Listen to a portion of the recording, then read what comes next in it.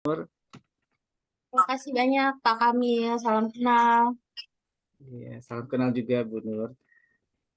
Mungkin kita tunggu sekitar ini kan baru 18.54 ya, sekitar 6 atau 7 menit lagi lah ya sebelum acara dimulai supaya semuanya bisa masuk terlebih dahulu ya. Siap.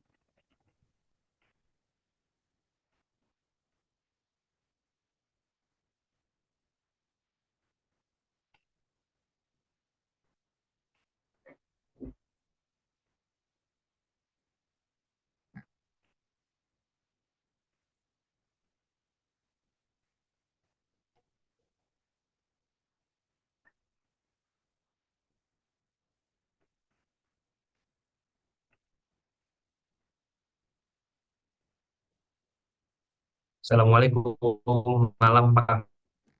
Waalaikumsalam. Suara saya clear ya Pak Kamil? Alhamdulillah, Saya jelas. dari orang. Oke, Jelas thank you ya. Pak Kamil. Ya, ini gambar Akila ini.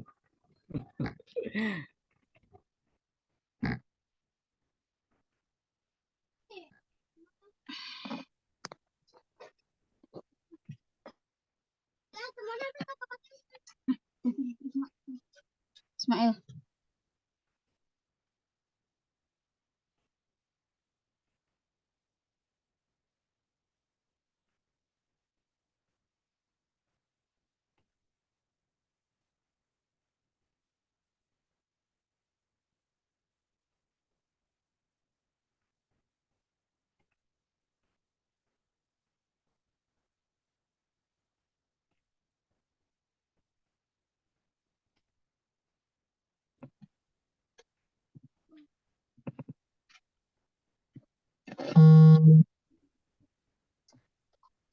Sudah bergabung juga Ibu Sitias Yabina Caturtami. Selamat malam, Assalamualaikum Ibu Sitias.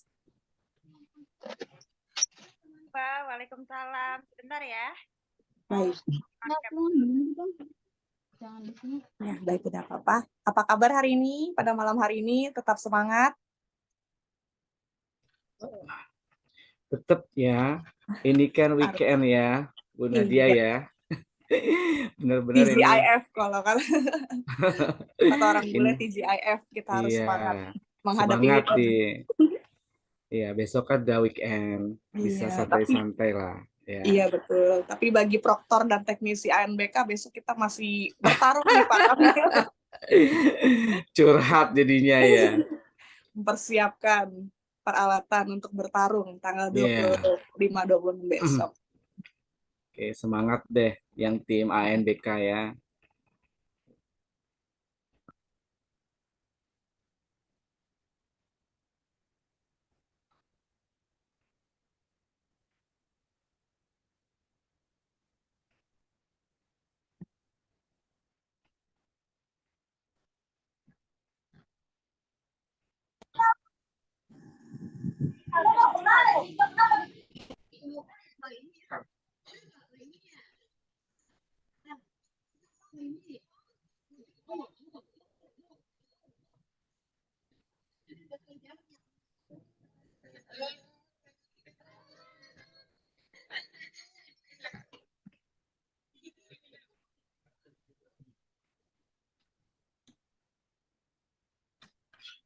Udah 26. Alhamdulillah. Semoga lebih banyak yang ikut ini Bu Nadia ya. Ya, amin. Tapi memang ini linknya juga aku sebarkan ke umum juga Pak Kamil. Jadi Ya, saya juga.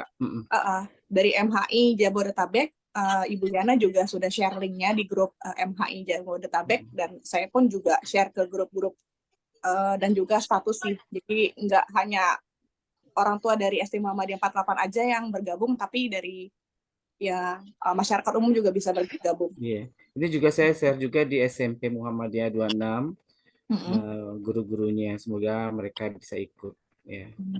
Betul banget.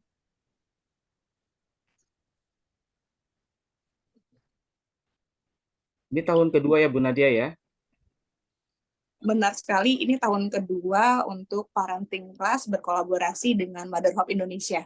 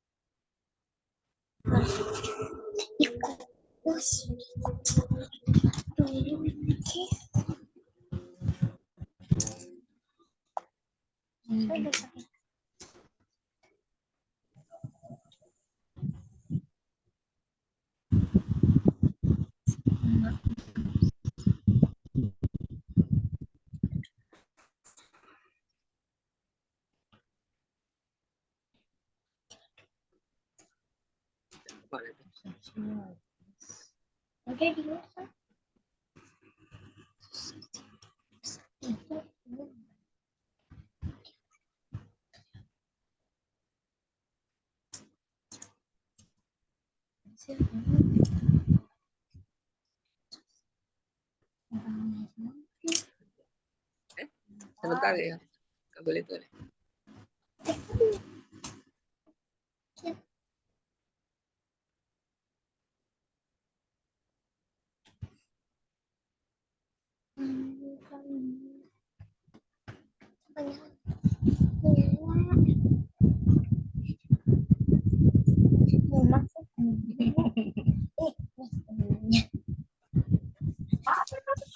Assalamualaikum Bu, saya mamanya Patir.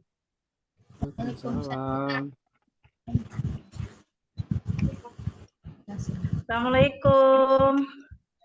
Ibu, Bapak, Bunda semuanya. Waalaikumsalam warahmatullahi wabarakatuh. Assalamualaikum Mister. Assalamualaikum Ibu-Ibu.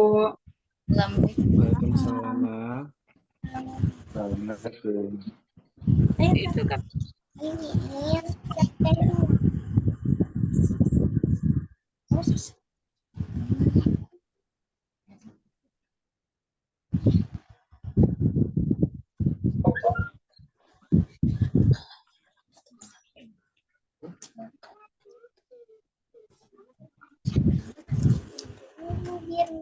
Mama panas, mama panas.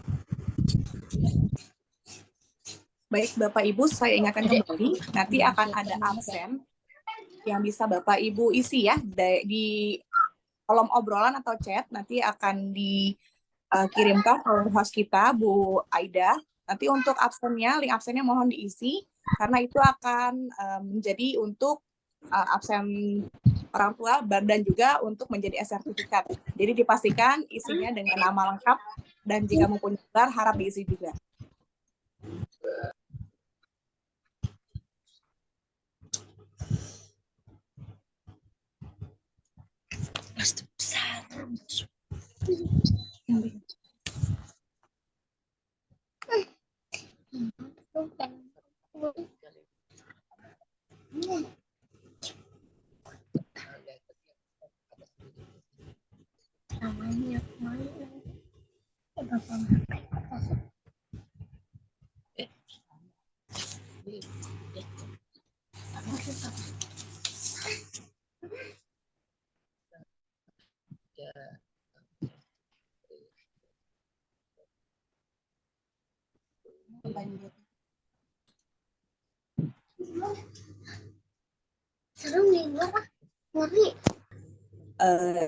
Jam 7 sudah atau obrolan nanti bisa diisi karena akan digunakan untuk e-sertifikat.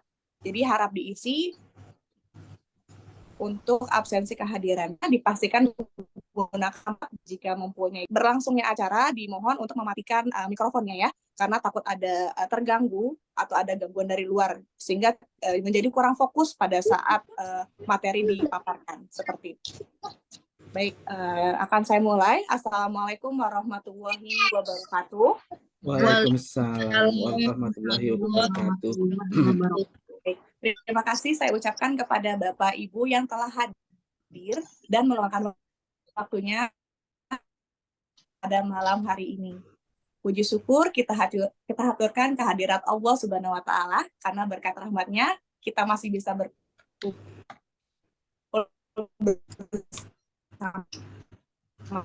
bersama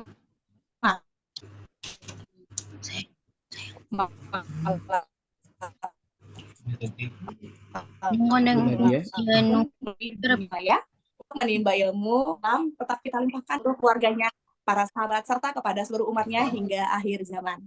Acara parenting class ini merupakan kegiatan yang kami akan laksanakan setiap 6 bulan sekali atau per semester, dengan tujuan pastinya sebagai sarana belajar bagi para orang tua, serta kami para guru dan staf SD Muhammadiyah 48 untuk menjadi orang tua dan pendidik yang lebih baik lagi.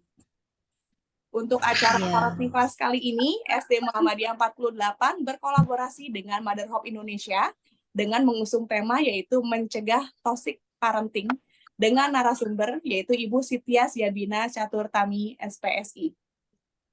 Baik Bapak Ibu yang saya hormati, sebelum memulai acara, ada baiknya kita bersama-sama mengucapkan basmalah agar acara berjalan dengan lancar hingga akhir.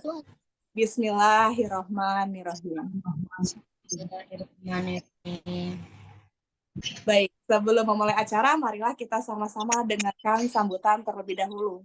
Untuk sambutan yang pertama, yaitu sambutan dari Kepala SD Muhammadiyah 48, yaitu Bapak Kamil Ahsan, MPD. Kepada beliau kami persilahkan. Terima kasih Bu Nadia. Bismillahirrahmanirrahim. Assalamualaikum warahmatullahi wabarakatuh. Waalaikumsalam warahmatullahi wabarakatuh. Yang terhormat narasumber Ibu Sitiah Syabina Caturtami SPSI, yang terhormat founder Mother Hope Indonesia Ibu Nuriana Yira AMD Gizi, yang kami hormati Ketua Komite Sekolah beserta jajarannya, yang wabil khusus orang tua wali murid kelas 1 sampai kelas 6, yang kami hormati juga guru dan staf SD Muhammadiyah 48. Puji syukur kami panjatkan kehadirat Allah Subhanahu wa taala atas nikmat iman, nikmat Islam, nikmat sehat, sehingga pada hari ini kita bisa berkumpul untuk mengadakan acara parenting class. Tak lupa salawat dan salam pun kita curahkan kepada Nabi besar kita Muhammad Sallallahu Alaihi Wasallam. Semoga di akhir zaman nanti kita diberikan syafaatnya. Amin ya Rabbal Alamin. Pertama-tama ucapkan terima kasih atas kehadiran Bapak, Ibu Wali Murid, rekan-rekan handetolan yang sudah bergabung dalam parenting class ini. Dan saya sangat senang sekali banyak orang tua yang peduli dan ingin belajar lebih banyak tentang bagaimana menjadi orang tua yang lebih baik. Dan acara ini pun dirancang untuk memberikan panduan, kiat, dan dukungan kita sebagai peran orang tua. Mungkin sebagai orang tua, kita semua tahu bagaimana mengasuh anak adalah tugas penuh tantangan. Mungkin zaman dulu orang tua hanya melihat kita melotot aja, kita sudah diam gitu. Bagaimana tantangannya saat ini ya. Namun ada salah satu peran terpenting dalam hidup kita melalui acara ini, kita dapat saling mendukung dan menginspirasi satu sama lain. Hari ini kita akan mendengar dari para ahli berbagi pengalaman dan sama-sama belajar. Ini adalah kesempatan yang luar biasa untuk merenung peran kita sebagai orang tua, menggali lebih dalam tentang bagaimana kita bisa lebih efektif dalam mendidik anak-anak kita. Selama acara ini, jangan ragu untuk mengajukan pertanyaan, berdiskusi, dan berbagi cerita. Semua itu akan membantu kita untuk tumbuh dan menjadi orang tua yang lebih baik. Akhir kata pun saya mengucapkan terima kasih banyak yang telah berkontribusi untuk acara ini. Mungkin itu saja. Wassalamualaikum warahmatullahi wabarakatuh. Waalaikumsalam warahmatullahi wabarakatuh. Satu.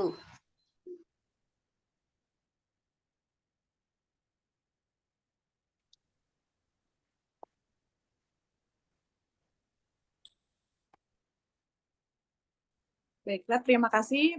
Kemudian untuk sambutan yang kedua, yaitu sambutan dari founder Mother Hope Indonesia, yaitu Ibu Nuriana Yira AMD Gizi. Kepada Ibu Nuriana Yira AMD Gizi, kami persilakan. Oke, terima kasih banyak Ibu Nadia.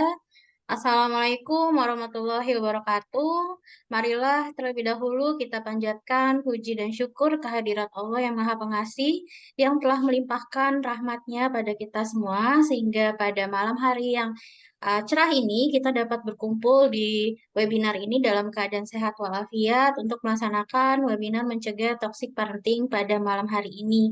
Kepada yang saya hormati, Bapak Kepala Sekolah SD Muhammadiyah 48, Bapak Kamil Aksan MPD, kemudian Ibu Citia Siabina Psikolog sebagai narasumber kita, serta Ibu Nadia Erita Rahman dari SD Muhammadiyah 48 dan juga relawan Mother Hope Indonesia yang telah menyelenggarakan acara pada malam hari ini. Sebelumnya saya ingin mengucapkan terima kasih yang sebesar-besarnya kepada SD Muhammadiyah yang mengajak Mother Hope Indonesia untuk berkolaborasi dalam webinar Toxic Parenting pada malam hari ini, juga kepada seluruh peserta yang hadir pada malam hari ini. Teman-teman yang kami sayangi, Bapak Ibu semua, seperti yang kita ketahui bahwa mengasuh anak memang bukanlah hal yang mudah, sehingga seringkali membuat kita sebagai orang tua sering menahan amarah terhadap tingkah laku anak. Mendidik anak juga bukanlah hal yang mudah karena membutuhkan banyak kesabaran, belum lagi jika anak sulit untuk diberitahu. Sebagai orang tua, sebagai ibu dan ayah terutama, kita mungkin memiliki beban emosional tersendiri. Seringkali kita merasa lelah, jenuh dengan rutinitas kita sehari-hari dalam merawat dan membesarkan anak-anak. Belum lagi beban finansial, masalah rumah tangga yang tak kunjung selesai, atau konflik sehari-hari dengan pasangan, orang tua, maupun rekan kerja. Menjadi ibu walaupun menyenangkan, menjadi ayah juga menyenangkan, ada kalanya kita dituntut untuk selalu sempurna dan kuat, sehingga terbiasa nih untuk memendam emosi yang ada dan kurang memiliki waktu untuk healing dari semua beban yang ada. Ada istilah psikologis yang sangat saya sukai atau saya ketahui yaitu tentang hard people, hard people. Yaitu orang yang tersakiti biasanya akan menyakiti orang lain. Saya yakin di sini tidak ada satupun orang tua yang ingin menjadi toxic parent atau orang tua yang tidak baik. Pasti semua orang tua ingin menjadi orang tua yang baik bagi anak-anaknya. Namun marilah kita bersama-sama menyimak webinar pada hari ini supaya bisa meningkatkan kesadaran kita sebagai orang tua bahwa apa yang kita lakukan kepada buah hati, walaupun niatnya baik, tak selamanya baik untuk mental health mereka maupun tumbuh kembang anak-anak kita. Oleh karena itu, marilah kita bersama-sama belajar dari Ibu Citia Siabina, sehingga kita menjadi orang tua yang lebih baik dan menyalurkan kasih sayang kepada anak dengan cara yang lebih lembut, lebih baik, sehingga kita bisa memutus mata rantai yang sudah terjadi pada kita, dan ini juga tidak akan terjadi pada generasi kita selanjutnya.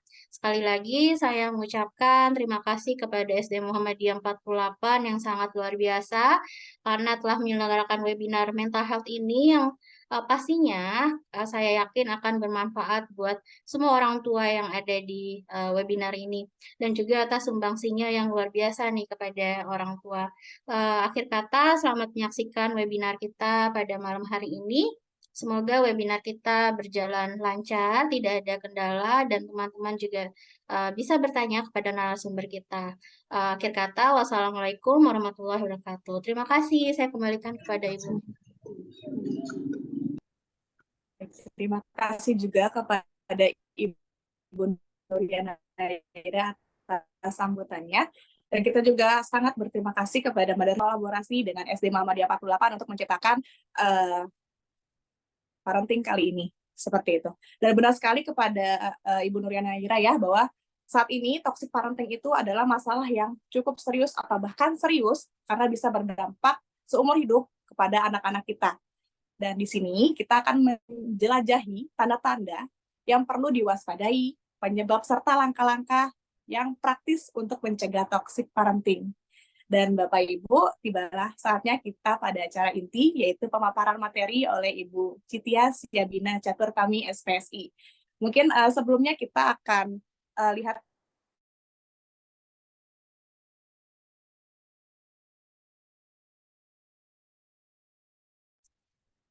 baik. Terima kasih kepada Ibu Nuriana Ira karena atas sambutannya. Dan kita juga sangat berterima kasih kepada Mother Hope Indonesia dan juga Ibu Nuriana Ira karena sudah bersedia berkolaborasi dengan SD Muhammadiyah untuk menciptakan parenting class pada malam hari ini. Dan benar sekali apa yang dibilang oleh Ibu Nuriana Ira, saat ini toxic parenting adalah masalah yang serius dan bisa berdampak seumur hidup kepada anak-anak kita. Dan di sini kita akan menjelajahi tanda-tanda yang perlu diwaspadai, penyebab serta langkah-langkah praktis untuk mencegah toxic parenting. Dan Bapak Ibu, tibalah saatnya kita pada acara inti, yaitu pemaparan materi oleh Ibu Citias Yabina Caturtami SPSI. Kepada Ibu Nur Aida.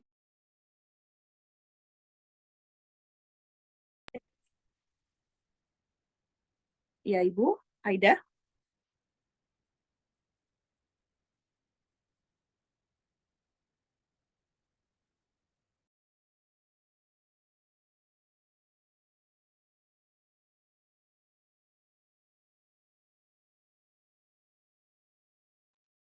Baik, di sini ada Ibu Sitias Siti dari Ibu Sitias Yabina Caturtami.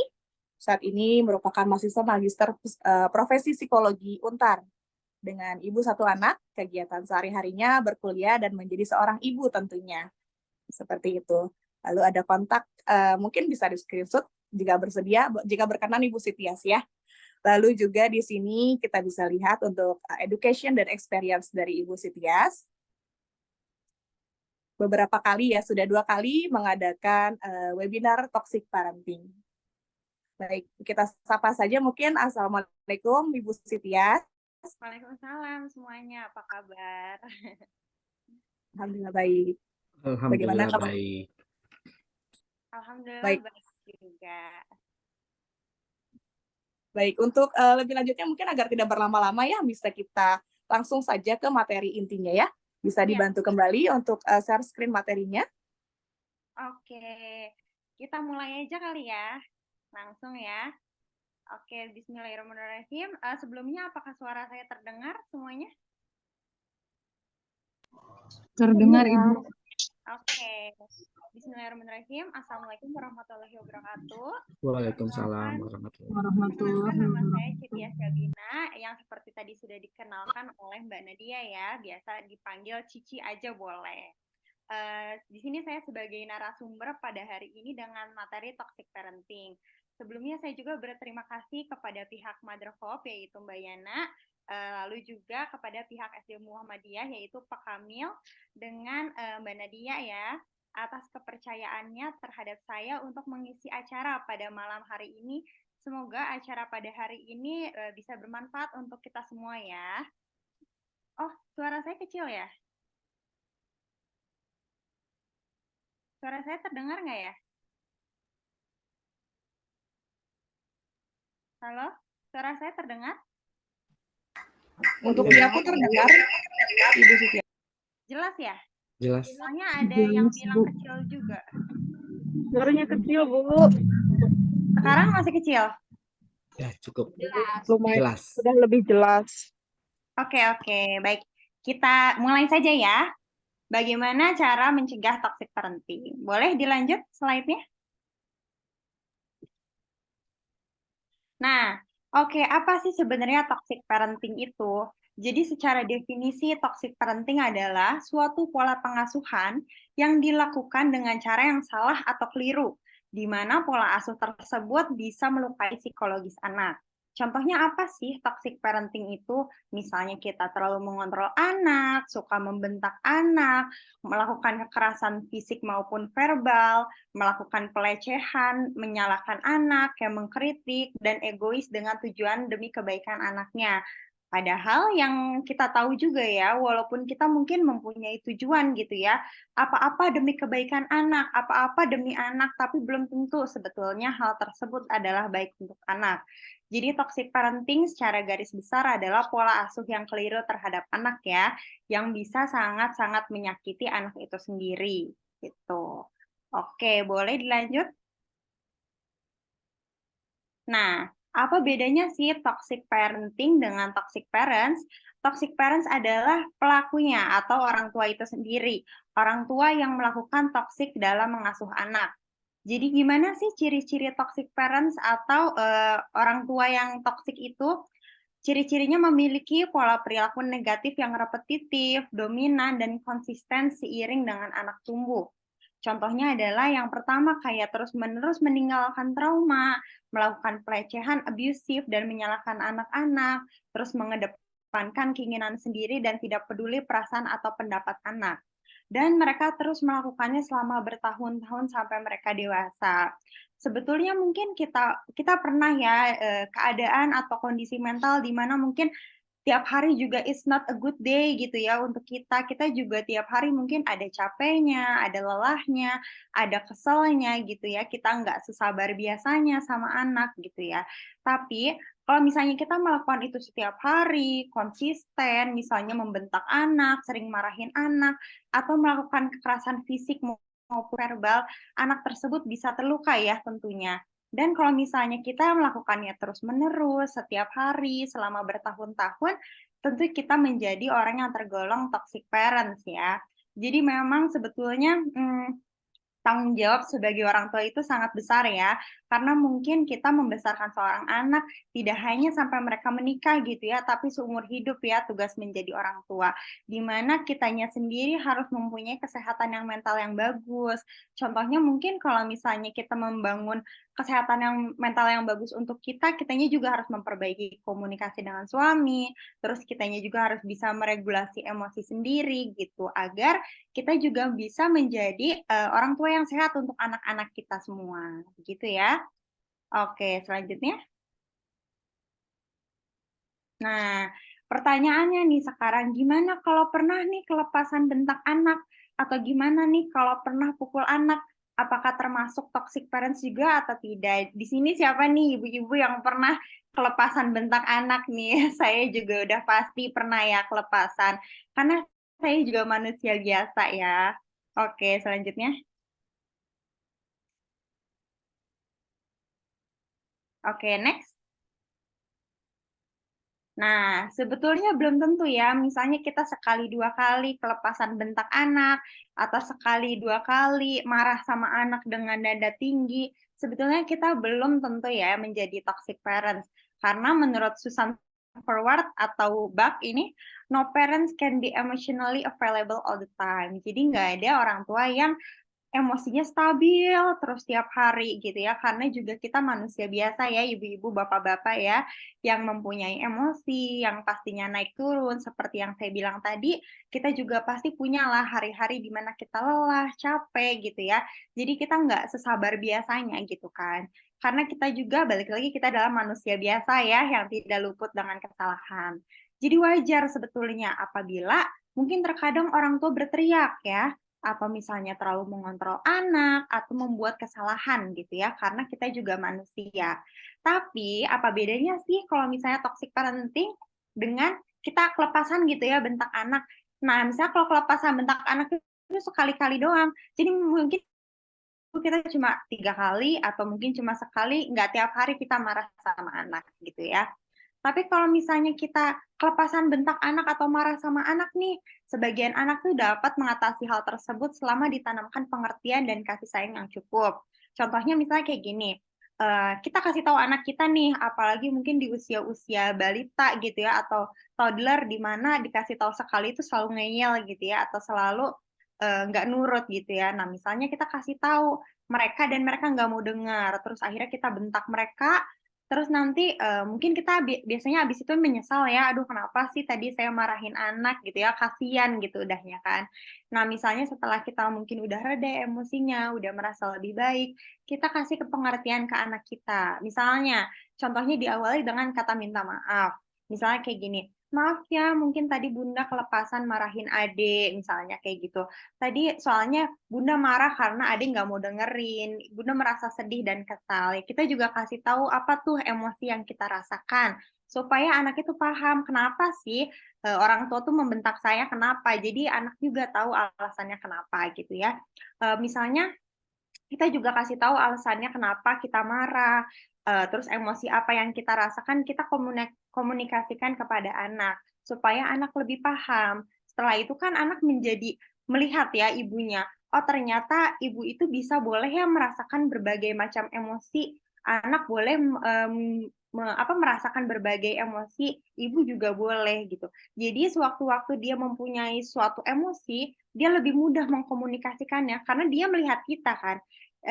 Si anak melihat kita bahwa oh kalau misalnya ibu saya merasa sedih, marah, kecewa, oh saya tahu nih rasanya gimana, sedih tuh kayak gimana sih, marah tuh kayak gimana sih, kecewa tuh kayak gimana sih. Dengan begitu anak lebih mudah mengkomunikasikannya karena mereka melihat kita dan mencontoh ya. Oh jadi kalau misalnya orang marah tuh kayak gitu ya. Oh jadi nanti suatu saat kalau si anak marah juga dia bisa bilang kayak aku marah soalnya ibu kayak gini gini gini. Nah, setelah udah nih dapat pola komunikasi yang efektif, akan lebih mudah untuk meregulasinya gitu. Jadi apa-apa harus komunikasikan kepada anak. Jangan kita bentak, apalagi kita nggak minta maaf, kita nggak memberikan penjelasan apa-apa. Udah pasti itu membuat anak terluka ya, apalagi misalnya dilakukannya setiap hari gitu ya. Jadi intinya kalau misalnya kita sewaktu-waktu kelepasan bentak anak, kita belum tentu tergolong dalam toxic parenting ya. Kalau misalnya setelahnya kita memberikan pengertian atau kita memberikan kasih sayang yang cukup, kita tidak tergolong lah ya insya Allah, karena kita selalu berusaha untuk lebih baik lagi gitu. Kita berusaha untuk selalu mengkomunikasikan apa yang kita rasakan gitu. Jadi apapun yang kita lakukan itu selalu ada alasannya depan mata anak gitu. Oke, selanjutnya. Nah, di sini pertanyaannya lagi, lalu harus seperti apa sih dalam memberikan pola asuh kepada anak? You are not responsible for what was done to you as the friendless child. Jadi kita itu mungkin di sini orang tua kita ada ya, mungkin kita ada juga yang korban toxic parenting ya gitu. Misalnya orang tua zaman dulu dengan sosial media yang minim, pengetahuan yang lebih minim, mungkin kan belum tahu ya secara luas parenting itu seperti apa ya, mungkin orang-orang tua zaman dulu, dan kita mungkin salah satu korban toxic parenting. Sebetulnya itu bukan tanggung jawab kita lebih kayak ya udah ikhlas aja, mungkin ini memang takdir saya untuk mendapatkan orang tua yang seperti itu dan saya terima gitu ya, kita terima acceptance gitu ya. Tapi yang harus kita lakukan adalah gimana supaya tidak menurun ke anak-anak. Mungkin ada orang tua yang toxic parenting ke kita, tapi kita nggak mau nih anak kita merasakan hal yang sama ke kayak kita dulu gitu kan. Jadi kita harus bertanggung jawab supaya nanti anak-anak kita itu nggak akan merasakan apa yang kita rasakan dulu gitu. Jadi sebetulnya ya memang harus mempunyai kesadaran yang penuh bahwa oh saya itu dulu disakitin sama orang tua saya gitu, dan saya nggak mau anak saya kejadian seperti itu. Tapi banyak juga mungkin orang tua yang dulunya disakitin malah jadi nyakitin juga ke anaknya, kayak yang tadi Mbak Mbak Mbak Yana bilang ya, ada juga yang seperti itu. Nah, maka dari ini pada hari ini saya juga mau memberitahukan ilmunya kepada ibu-ibu dan bapak-bapak gimana sih cara mengasuh anak yang baik secara teori gitu ya. Walaupun mungkin nanti kenyataannya tidak semudah teori ya gitu. Tapi setidaknya kita tahu ya ilmunya dulu gimana sih gitu cara membesarkan anak dengan sehat mental gitu ya. Jadi kita berusaha dulu aja berikhtiar untuk sama-sama belajar gitu. Oke, selanjutnya. Nah, di sini ada Baumrin Parenting Style. Baumrin itu siapa sih? Beliau itu adalah salah satu tokoh psikologis di mana yang mengeluarkan teori tentang style parenting atau cara pengasuhan gitu ya. Nah, Baumrin ini subhanallah sekali ya menciptakan teori ini karena beliau kita menjadi tahu gimana sih pola-pola asuh yang efektif dan tidak efektif gitu. Boleh selanjutnya? Nah, yang pertama itu ada otoritarian atau otoriter ya. Nah, otoritarian atau otoriter itu adalah ciri-cirinya gimana sih? Pemaksaan, membuat peraturan yang keras dan kaku, tidak mau mendengar pendapat anak, tidak mempedulikan perasaan anak, tidak memberikan alasan yang jelas kenapa aturan tersebut diberlakukan. Terus tuntutan dan ekspektasi orang terlalu tinggi, dan hukuman yang berat apabila anak melanggar. Nah, contohnya kayak gimana sih yang perilaku yang otoriter? Contohnya kayak gini. Mungkin di sini kan bapak-bapak, ibu-ibu anaknya udah pada SD gitu ya. Mungkin udah mulai juga ada ekspektasi orang tua terhadap anak bahwa kayak, aduh, saya pengen deh anak saya berprestasi atau anak saya menjadi anak yang sukses gitu ya. Tapi mungkin dengan cara yang salah seperti otoriter, contohnya seperti ini. Anak-anak dituntut oleh ibu dan bapaknya menjadi berprestasi, ranking atau ikut lomba, juara sesuatu, tapi tidak diiringi dengan bimbingannya gitu. Jadi pokoknya kamu harus jadi ranking 1 atau pokoknya kamu harus jadi pemenang dalam lomba sesuatu. Tapi anak disuruh kerja sendiri aja gitu. Jadi nggak dibimbing oleh orang tuanya gitu. Terus kalau misalnya nggak memenuhi harapan orang tuanya, anaknya malah dihukum gitu ya. Pokoknya orang tuanya terlalu keras banget sama anak, sehingga anak tuh jadi takut. Mungkin anak tuh bakal lebih disiplin ya untuk orang tua yang otoriter seperti itu. Tapi perlu diketahui bahwa anak-anak mungkin lebih nurut orang tuanya galak ya, tapi sebetulnya mereka nurut karena takut. Bukan karena mereka tahu kenapa mereka harus melakukan itu. Paham ya sampai sini ya? Jadi bedanya kalau anak mempunyai orang tua yang galak, mereka mungkin nurut ya, lebih disiplin. Tapi mereka karena takut sama kita, bukan karena mereka tahu kenapa mereka harus melakukan hal tersebut gitu. Jadi anak kurang mindful gitu. Jadi di pikiran mereka hanya takut dan takut dimarahin. Dan mereka takut aja gitu, maksudnya kita menyerang mereka atau marahin mereka. Jadi mereka nggak tahu kenapa mereka melakukan itu. Nah, kalau misalnya dari kecil sering diberikan ketegangan-ketegangan seperti itu, kayak bentakan, amarah, tuntutan. Nah, nanti anak itu lama-lama makin besar menjadi pencemas gitu. Nah, kalau misalnya nanti pas udah masuk remaja, jadi anak yang pencemas, ketemu sekelompok, udah mulai berkelompok gitu ya, udah mulai punya geng, punya teman-teman.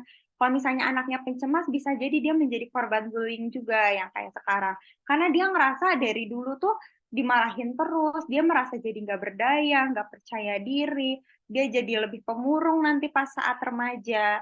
Terus apa-apa jadi ngikutin temennya, apa-apa merasa jadi powerless. Nah, kita nggak mau kan ya anak-anak kita menjadi anak-anak yang penakut seperti itu ya gitu. Maksudnya anak-anak yang tidak berdaya di luarnya. Padahal mungkin awalnya tujuan kita baik ya. Anak pengen berprestasi atau anak pengen jadi ranking. Tapi dengan cara yang salah, justru malah ngebuat anaknya menjadi pencemas karena kitanya marahin mulu, neken mulu gitu kan. Nah, tentunya kita nggak mau ya bapak-bapak, ibu-ibu anak kita seperti itu gitu ya. Nah, dampaknya apa? anak mungkin disiplin kayak yang tadi saya bilang, tapi nggak bahagia ya. Terus follower mentality atau nggak biasa untuk memecahkan masalah.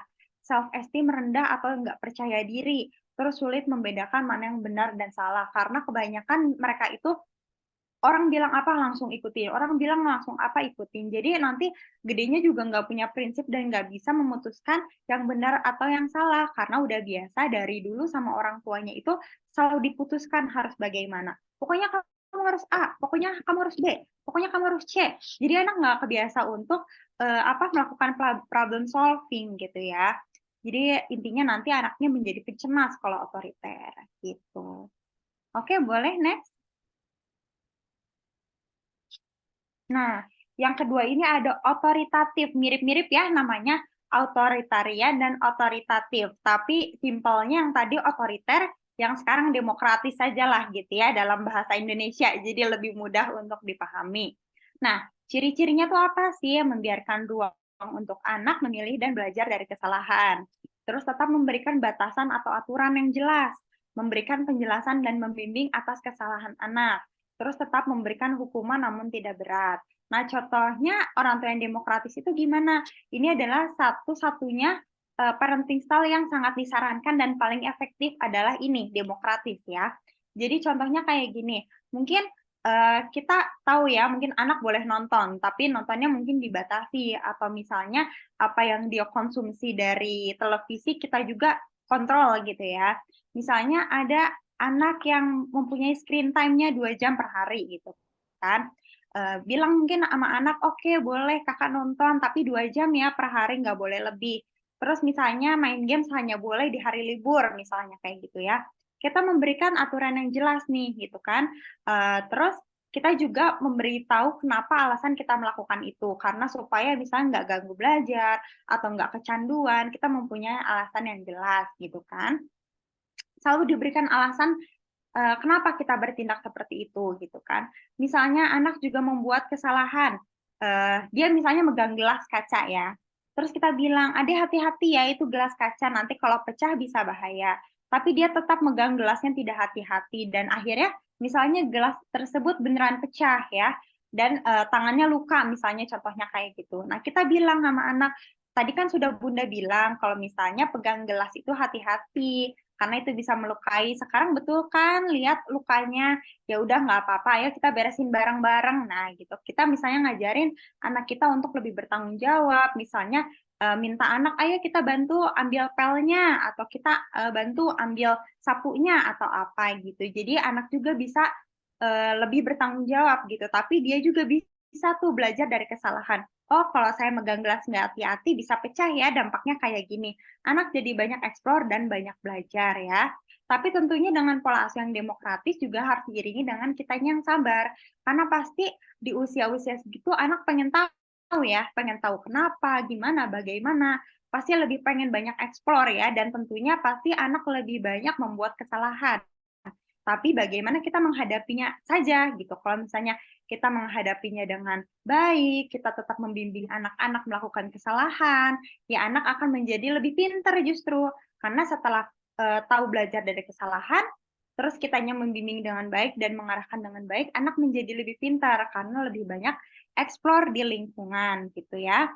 Dampaknya apa? Anak jadi mudah beradaptasi, terus lebih percaya diri dan bahagia atau happy kids ya. Terus percaya atas keputusan diri sendiri, terbiasa untuk memecahkan masalah, resiliensi atau daya ketahanan yang baik, dan bertanggung jawab. Jadi nantinya kalau sudah besar, anaknya pun jadi lebih apa ya? Lebih tahu apa yang harus dilakukan dan apa yang harus tidak dilakukan, lebih bertanggung jawab, bisa juga ngambil keputusan gitu ya, tahu mana benar, tahu mana salah. Oke, selanjutnya. Nah, yang ini permisif ya. Bapak-bapak, ibu-ibu bisa lihat gambarnya nih. Gimana nih contohnya anak yang permisif adalah orang tuanya anaknya menjadi raja gitu ya. Ini adalah contoh anak-anak yang terlalu dimanja. Jadi ciri-cirinya apa sih? Sangat responsif terhadap kebutuhan anak, namun tidak menerapkan aturan dan batasan. Anak mengendalikan orang tua, tidak mendisiplinkan anak, dan sangat memanjakan anak ya. Jadi contohnya Anak mau apa kita kasih, anak mau apa kita kasih. Pokoknya kita tuh cenderung orang tuanya nggak suka konflik gitu. Kayak, males berdebat sama anak, udahlah kasih aja apa yang dia pengen. Nah, seperti itu permisif ya. Apa-apa, ya udahlah kasih aja, ya udah bolehlah, ya udahlah terserah, terserah kamu gitu. Jadi terlalu memanjakan anak ya. Mungkin sebetulnya sayang gitu ya, apa-apa pengen dikasih. Tapi kalau tidak diiringi dengan aturan dan batasan, tentunya anak juga bisa jadi kelewatan ya. Jadi anak juga apa-apa, "Mami aku mau ini, tapi aku mau ini, pokoknya harus ada, nggak mau tahu." Nah, anak jadi kayak gitu. Dampaknya anak memiliki kontrol emosi yang buruk, pemberontak, pembangkang, agresif, dan impulsif kalau keinginannya nggak terpenuhi misalnya ya. Terus tidak terbiasa memecahkan masalah, terus berperilaku semaunya. Nah, nanti juga biasanya di lingkungan sekolah juga kayak gitu. Anaknya jadi egois. Jadi kalau misalnya dia bergaul sama teman-teman, biasanya teman-temannya nggak suka gaul sama dia karena dianya maunya diturutin terus. Kayak misalnya dia suka merintah-merintah teman, suka pengen di apa? Suka pengen paling diperhatiin, suka pengen paling dimanja. Pokoknya teman-temannya harus ngertiin dia gitu. Apa yang dia mau harus terpenuhi. Nah, biasanya nanti anak-anaknya nggak punya teman karena nggak mau lah temenan sama dia mah disuruh-suruh terus, nggak mau lah teman sama dia mah manja gitu ya. Nah, anak-anaknya nanti kayak gitu. Kalau cenderung di lingkungan polanya akan seperti itu karena udah biasa di rumahnya selalu dimanja. Karena udah biasa di rumahnya dia menjadi pusat perhatian. Jadi di sekolah juga dia pengen hal seperti itu gitu. Jadi sangat tidak dianjurkan juga pada pola asuh yang permisif ini ya. Boleh selanjutnya?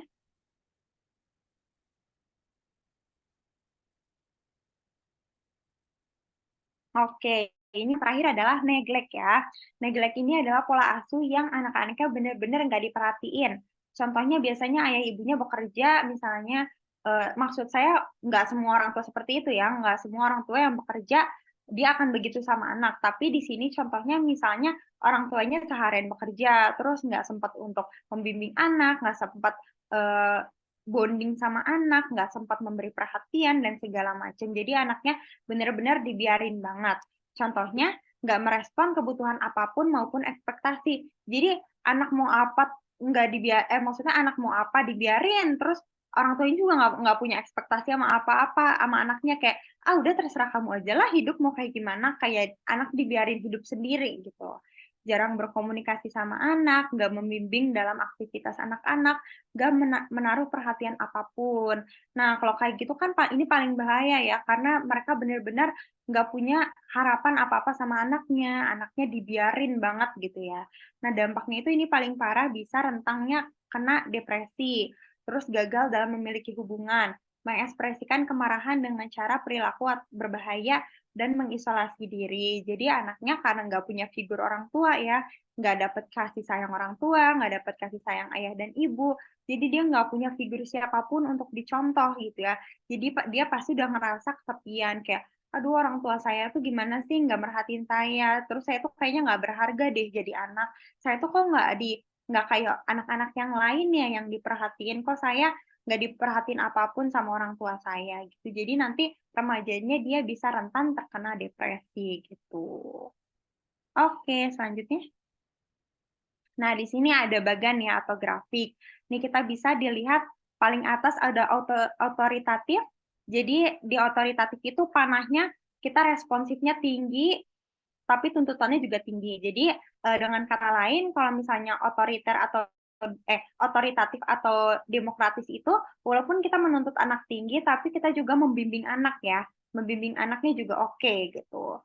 Terus udah kayak gitu, kalau otoritarian atau otoriter itu tuntutannya tinggi tapi tidak diiringi dengan kehangatan. Jadi kita nuntut terus tapi kita nggak membimbing anak-anak. Kalau permisif itu tuntutannya tinggi, kalau misal permisif itu responsifnya tinggi tapi kontrolnya rendah. Jadi anak berperilaku semaunya, terus pengennya dimanja terus, pengennya dipenuhi terus semua kebutuhannya. Terus kalau misalnya uninvolved itu sama kayak neglect ya, jadi kontrolnya rendah dan kehangatannya juga rendah. Pokoknya uninvolved itu adalah bentuk parenting yang paling tidak disarankan. Kalau bisa jangan lah ya, karena itu anak dibiarin banget gitu. Pokoknya nggak dikontrol apa-apa, tidak diberi perhatian apa-apa. Anak kayak dibiarin tumbuh sendirinya gitu. Oke, selanjutnya. Nah, jadi review singkatnya ya, bagaimana kita menerapkan pola asuh itu sangat mempengaruhi segalanya, mulai dari kepercayaan diri, kesehatan mental, fisik, hingga bagaimana dia berhubungan atau memperlakukan orang lain ya. Pastikan pola asuh yang diterapkan mendukung pertumbuhan dan perkembangan yang sehat untuk anak karena efeknya jangka panjang bahkan seumur hidup. Kayak yang Mbak Yana tadi bilang ya, bahwa apa yang kita tanamkan kepada anak adalah nanti benihnya memang seumur hidup. Jadi benar-benar untuk for a lifetime mereka, emang seumur hidup itu akan mempengaruhi banget gitu ya. Jadi apa yang kita punya sekarang pun adalah akumulasi dari didikan-didikan orang tua kita dahulu ya, apa yang kita punya sekarang juga gitu kan. Kita bisa menjadi seperti ini juga adalah dampak atau efek dari pola asuh orang tua kita dulu terhadap kita.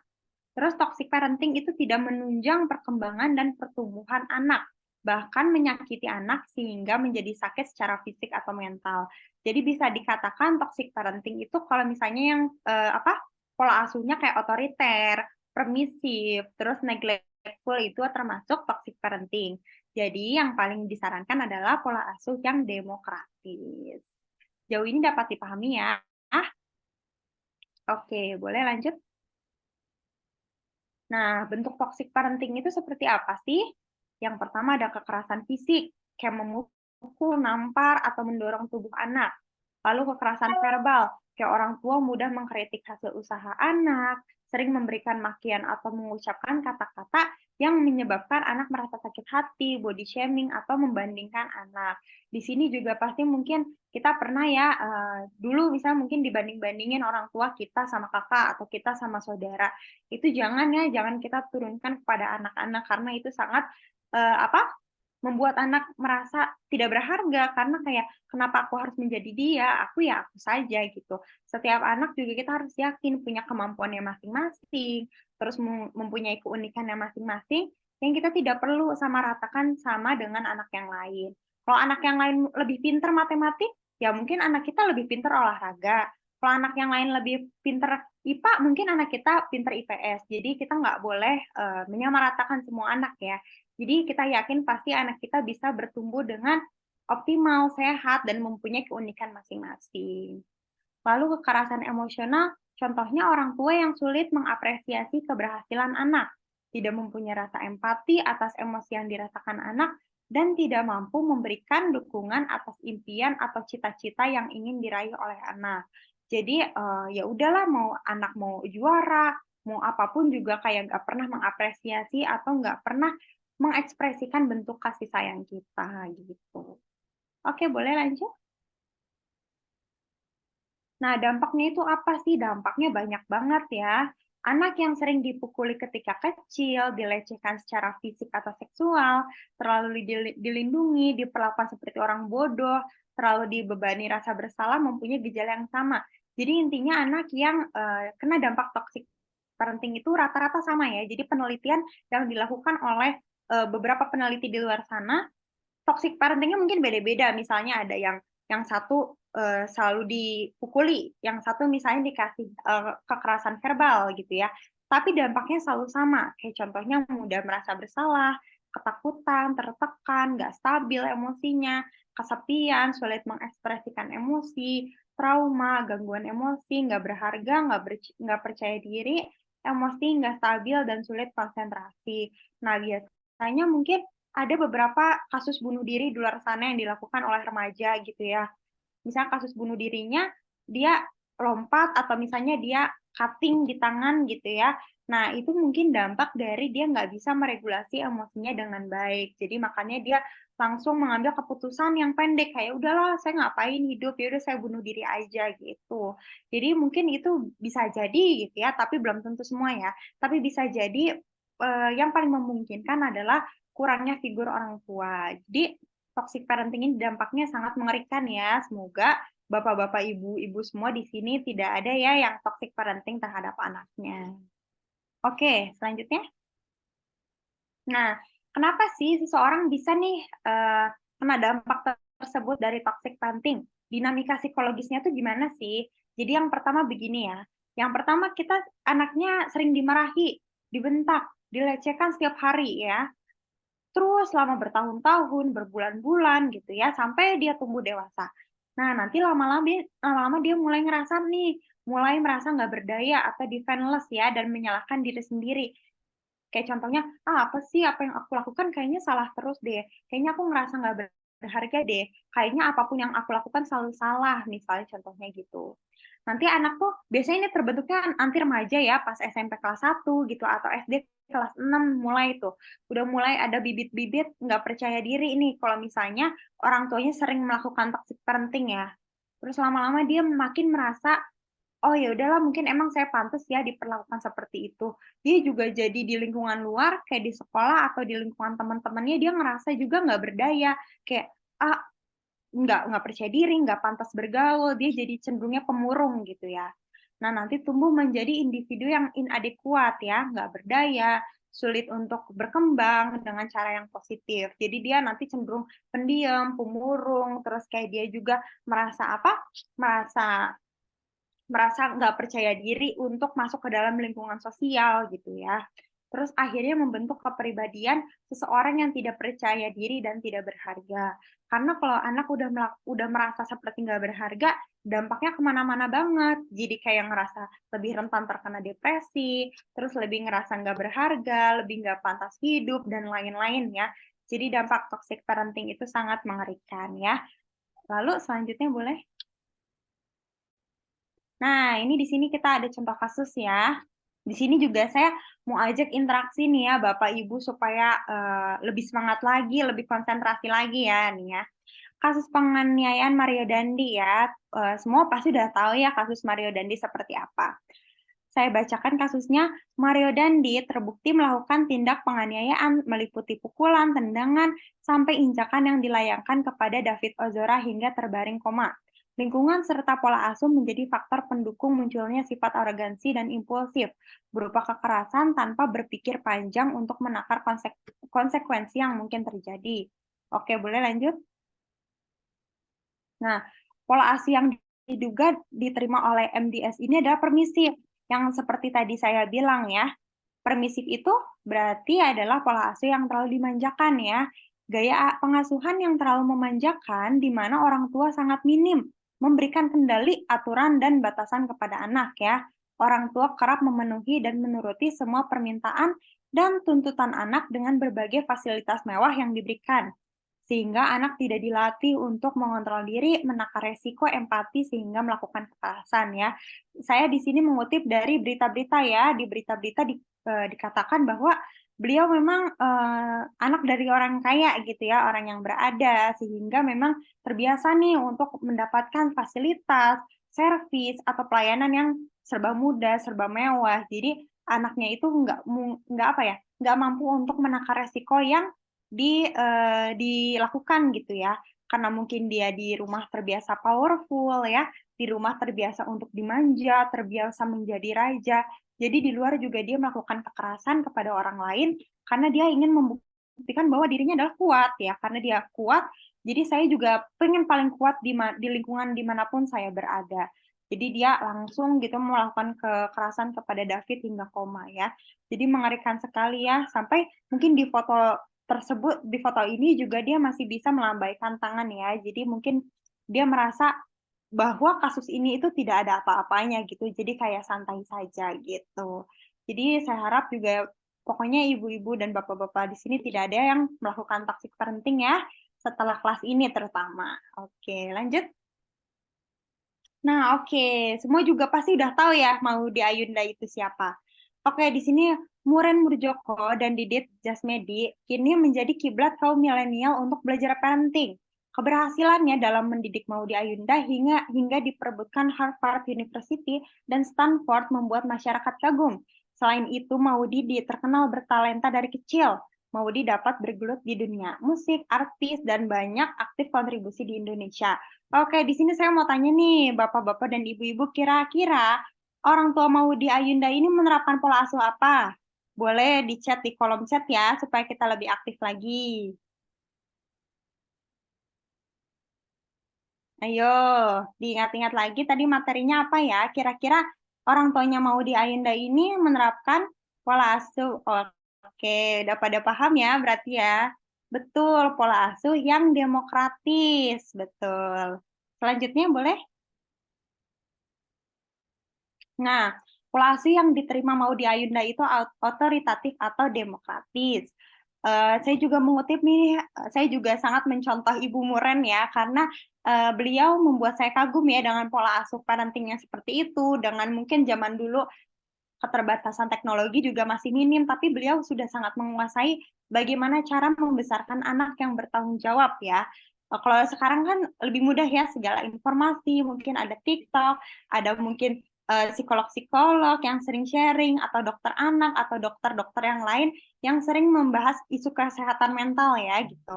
Sekarang kan lebih mudah ya, tapi kalau zaman dulu, kok beliau tahu ya gimana cara membesarkan anak yang bisa sampai sehebat ini begitu ya. Jadi saya juga kagum kepada Ibu Muren ya. Jadi Ibu Muren mengatakan bahwa caranya mendidik Maudy itu yang pertama sering mengajak diskusi sejak kecil hingga terbiasa berpikir kritis ya. Lalu memecahkan masalah sederhana sejak kecil, diajarkan bertanggung jawab, menyeimbangkan antara belajar dan bersosialisasi, dibebaskan mencoba hal baru selama positif, berdiskusi untuk membuat aturan bersama dan tidak pernah membanding-bandingkan anak ya. Betul-betul role model sekali ya gitu Ibu Muren. Karena saya juga pernah nih membaca komentar-komentar netizen di mana ada netizen yang bilang, iyalah Maudy Ayunda kan dari orang tua yang kaya raya, jadi bisa masuk ke Harvard atau Stanford. Tapi menurut saya kurang setuju sama statement itu, karena untuk membesarkan anak yang bertanggung jawab tidak harus ya jadi orang tua yang kaya raya gitu kan. Kita juga semua bisa membesarkan anak dengan membesarkan anak untuk bertanggung jawab, kita semua bisa, tidak harus menjadi orang yang berkaya raya ya.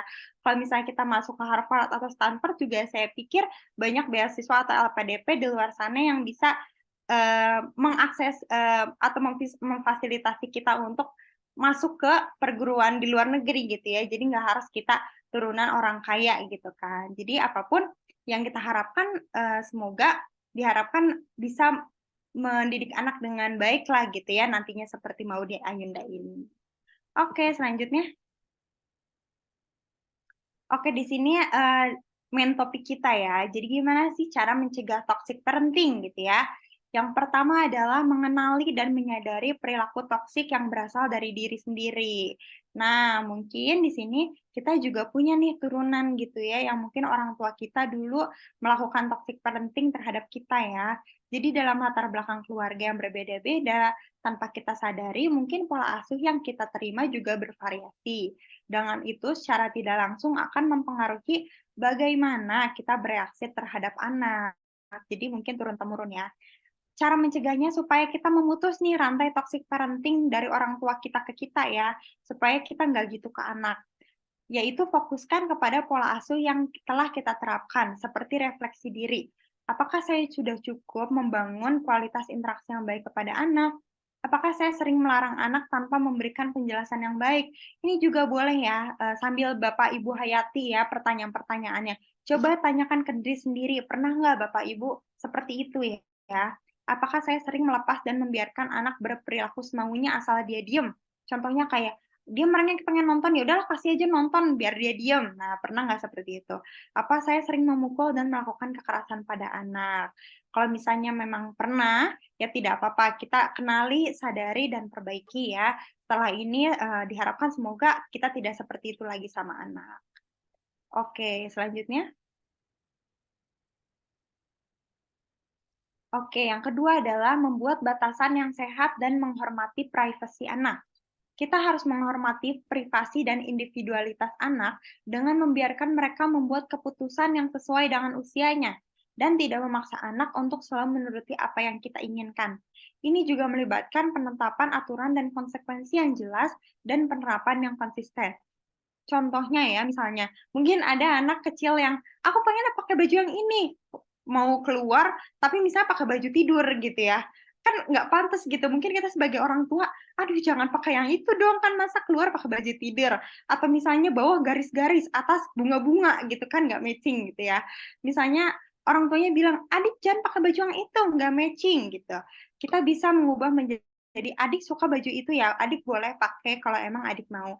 Jadi dari awal kita emang membuat pilihan kepada anak. Anak mau apa terserah. Oke, anak mau kira-kira maksudnya pilihannya kalau hanya baju, mungkin dia pengen atau suka sama baju itu. Jadi kita membiasakan anak untuk mengambil suatu keputusan dari hal-hal yang sederhana gitu ya. Terus misalnya selanjutnya anak dalam fase banyak bertanya. Orang tuanya misalnya biasanya merespon, udah nggak usah banyak tanya, anak kecil diem aja atau nggak ngerti apa-apa. Kalau toxic parenting mungkin seperti itu ya. Tapi bisa diubah menjadi kira-kira itu apa ya adik? Ayo kita cari tahu. Kalau misalnya kita nggak tahu, kita bilang aja nggak tahu. Aduh, bunda juga nggak tahu. Ayo kita cari bareng-bareng. Misalnya kita pakai googling bareng-bareng gitu ya.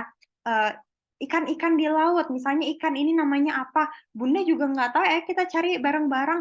Kita cari bareng-bareng di HP. Itu kira-kira apa ya? Kita googling, kita belajar bareng sama anak gitu. Terus yang selanjutnya, membiasakan anak untuk tidak mengganti celana atau pampers di tempat umum untuk menghormati dan menjaga privasi mereka ya. Jadi mungkin banyak orang tua yang masih kayak ngerasa, oh udahlah kamu masih kecil, nggak apa-apa ganti aja celana di tempat umum gitu ya. Padahal kan itu nggak boleh ya, itu privasi anak ya, yang harusnya kita jaga juga gitu. Jadi kalau misalnya mengganti apapun ya, apalagi mengekspos alat kelaminnya, itu kan privasi banget ya. Kita harus menghargai privasi anak, dan biasakan untuk ganti di tempat tertutup seperti di toilet atau misalnya ruang ganti atau apapun itu.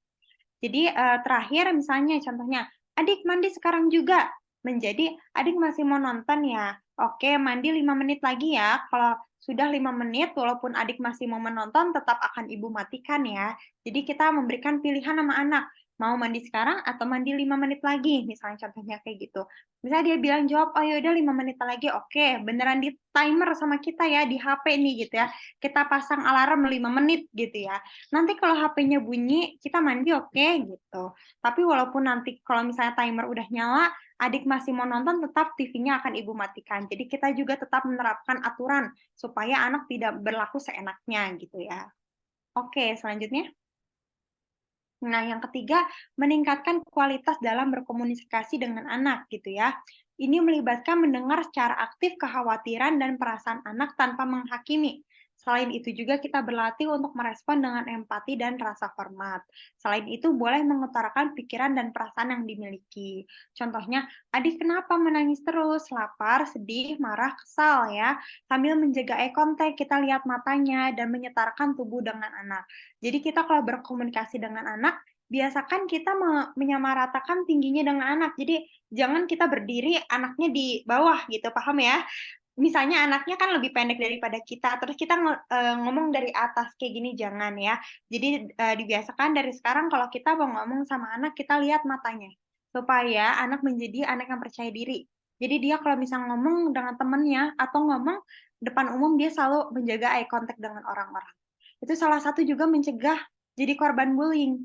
Karena kalau misalnya kita takut ya, misalnya kita takut nih sama teman-teman, misalnya ada teman yang dia takuti. Kalau orang takut kan biasanya dia nunduk, dia lihat kemana, dia menimbulkan atau menunjukkan rasa takutnya gitu ya. Dia akan semakin mudah untuk ditindas gitu ya.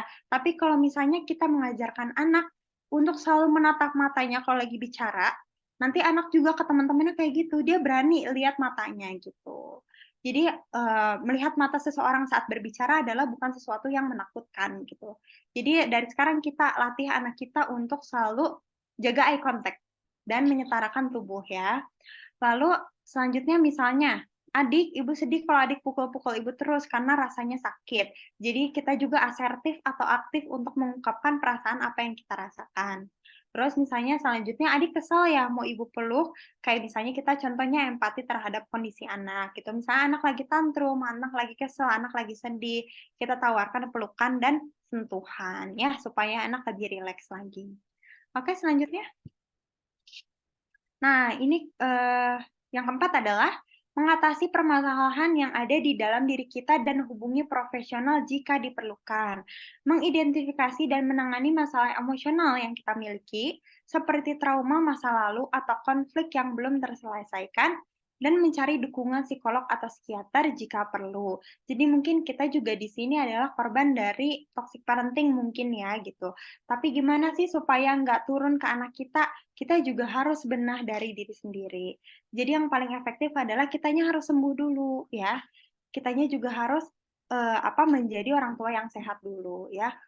Lalu ini juga berarti menyadari bahwa pemicunya bisa jadi dari diri sendiri. Karena hal tersebut dapat mempengaruhi interaksi kita dengan anak ya.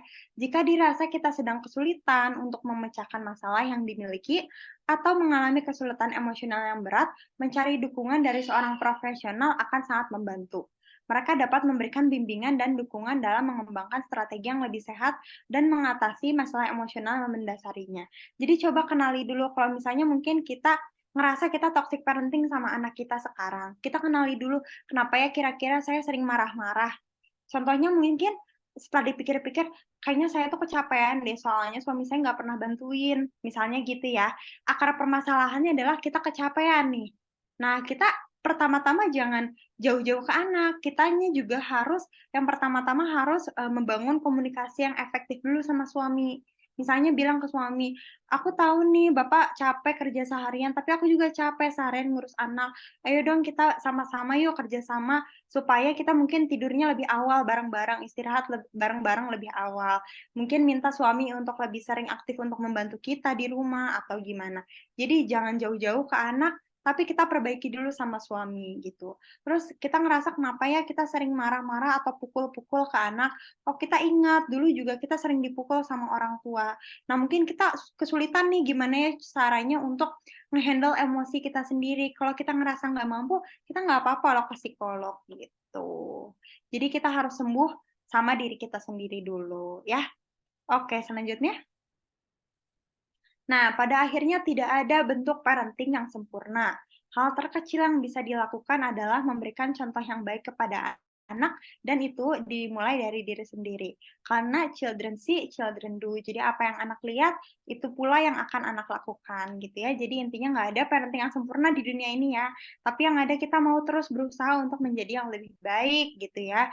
Dimulai juga dengan bapak-bapak, ibu-ibu, saya juga sangat apresiasi terhadap antusias atau mau belajar pada malam ini gimana sih supaya jadi orang tua yang lebih baik untuk anak-anak kita semua ya gitu. Oke, materinya sampai situ aja karena kayaknya waktunya juga udah lewat nih. Oke, saya kembalikan ke Ibu Nadia. Terima kasih ya semuanya. Kalau ada yang mau ditanyakan boleh.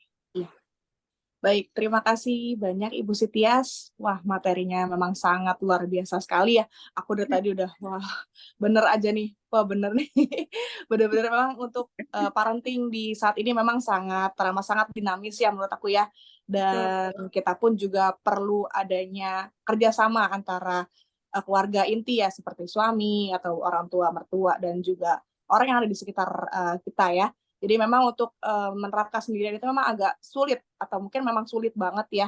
Jadi memang ayolah kita bahu-membahu karena anak ini bukan cuma anak saya tapi anak kita seperti itu. Iya, betul sekali. Dan juga di sini mungkin kita akan buka pertanyaan ya Ibu Citias kepada 3 orang penanya terlebih dahulu ya. Mungkin bisa diangkat tangan, raise hand. Atau mungkin ada yang mulai bertanya, Bu Nadia. Ada yang mulai bertanya, baik. Berarti kita akan lihat di kolom komentar saja ya. Sebentar, coba kita lihat. Saya izin minum terlebih dahulu ya. Silakan. Ibu Aida mungkin bisa dibacakan karena ini di chat aku tidak bisa dibuka. Ini mungkin ada pertanyaan dari siapa, Bu Aida?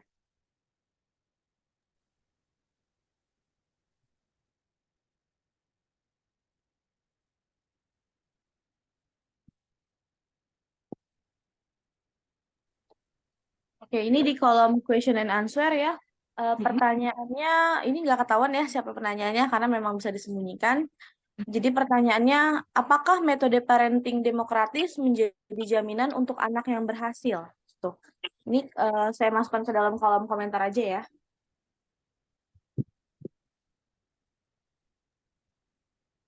Ada lagi Bu Aida mungkin yang bertanya? Dijawab satu persatu dulu apa boleh? Takut saya lupa soalnya. Boleh ya dah, kita jawab satu persatu dulu baik. Oke, jadi yang seperti kita tahu kalau misalnya pola asuh yang demokratis itu adalah pola asuh yang memang menerapkan yang sehat ya untuk membesarkan seorang anak.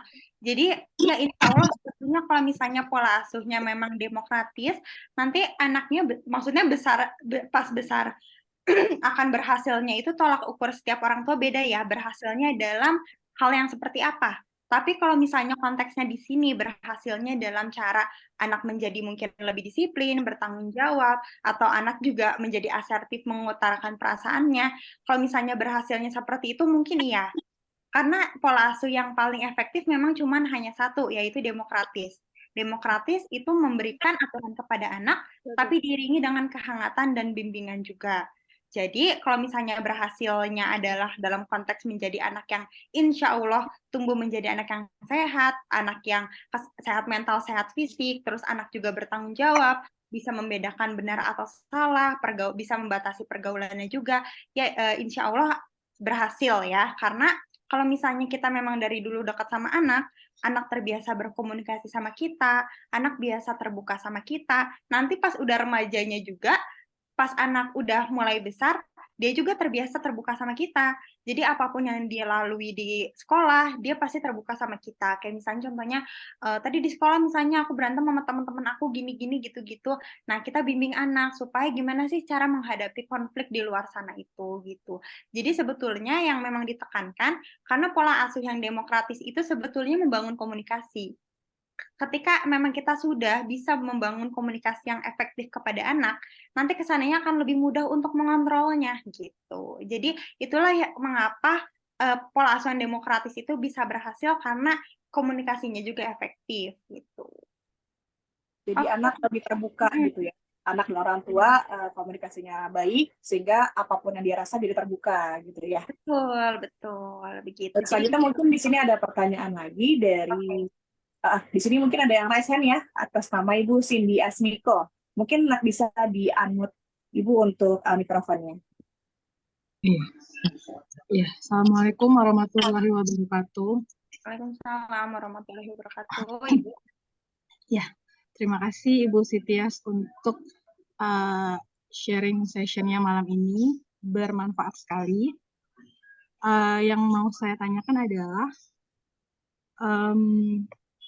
dari pemaparan Ibu tadi, saya berkesimpulan bahwa betul tidak ya kalau toxic parent atau si pelakunya itu sebetulnya adalah mungkin orang-orang yang belum selesai dengan dirinya gitu loh.